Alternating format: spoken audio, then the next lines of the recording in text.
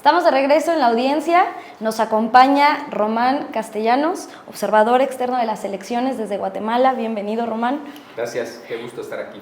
Cuéntame, ¿cómo has visto este proceso electoral?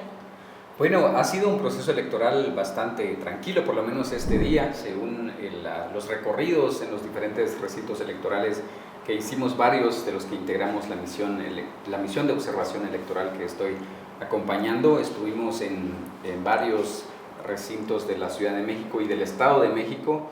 Pues me ha llamado la atención ver también que hay una masiva participación en varios de los recintos que pude observar, largas colas a pesar del calor que está haciendo en la ciudad, y eso pues parece que es un buen síntoma para toda democracia, que haya participación, que haya interés en ir a votar. Finalmente es la manera en cómo el pueblo legitima su voluntad y la expresa en las urnas, lo cual es muy positivo para una democracia y para un país como México en este caso.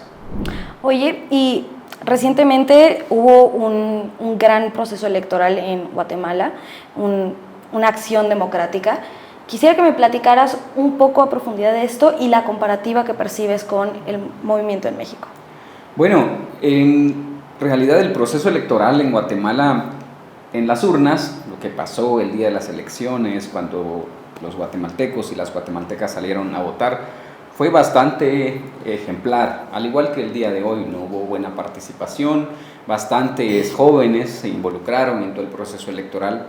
Sin embargo, lo crispado de todo el proceso fue no en las urnas, no en las votaciones, sino que fue después, pero fue desde las instituciones que desde las últimas décadas en Guatemala han sufrido un deterioro y han sido capturados por actores antidemocráticos, autoritarios, vinculados con corrupción y crimen organizado.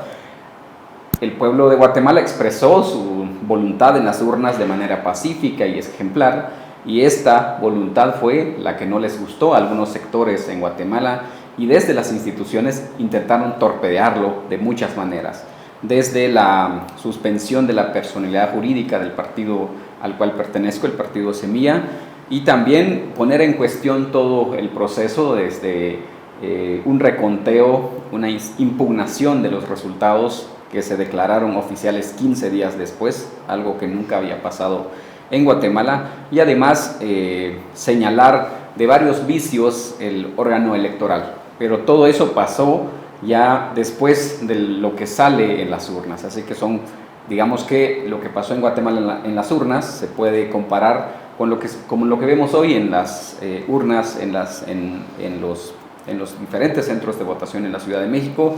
Una ciudadanía que participa, que sale a votar, que lo hace de manera pacífica, que lo expresa en las urnas su voluntad, y son las instituciones o quienes la tienen capturado quienes después tratan de torpedear este proceso. Oye, y ahorita que mencionabas la alta participación, que además es algo que ha sido un comentario recurrente dentro de los invitados que hemos tenido el día de hoy en la audiencia, y la propia percepción individual, vemos una muy significativa participación. ¿Crees que esto se deba a, en general, una nueva narrativa que se esté construyendo en América Latina, una nueva movilización democrática? ¿Crees que sea una respuesta en conjunto del escenario global, o crees que se trata en este caso de una situación más local? Bueno, de pronto hay de todo un poco en cada uno de los procesos, porque después de todo cada país tiene su propia realidad. Es cierto que todo lo que vivimos en el mundo, en América Latina, donde vemos actores que cada vez apoyan menos la democracia, y además algunas veces utilizan las instituciones en contra de la gente, en contra de los intereses y las necesidades más urgentes de nuestros pueblos.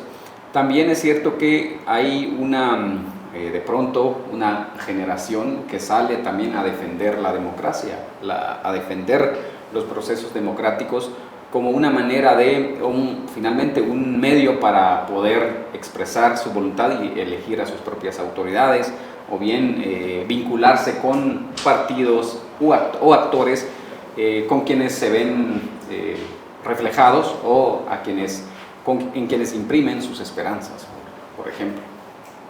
Oye, y ya nada más para concluir con esta entrevista, quisiera saber cuál sería tu análisis de la infraestructura de votación que tenemos? O sea, el ejercicio, ¿cómo lo has visto en materia técnica? A veces vemos fallas, a veces no. ¿Cuál sería tu percepción?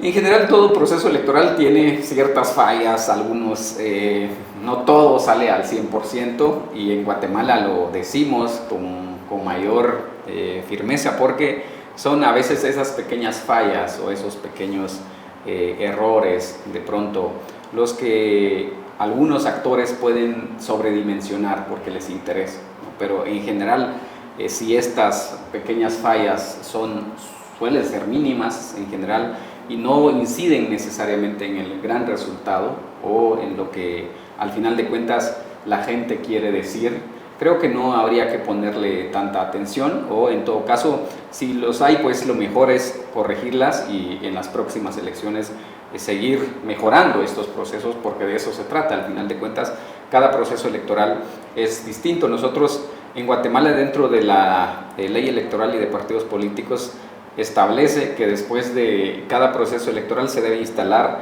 una mesa para reformar la ley electoral con base en la experiencia pasada.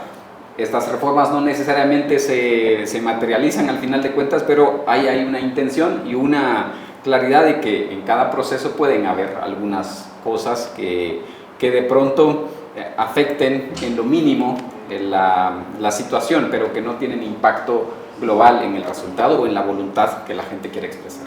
Te agradezco muchísimo, Román, tu tiempo y tus respuestas.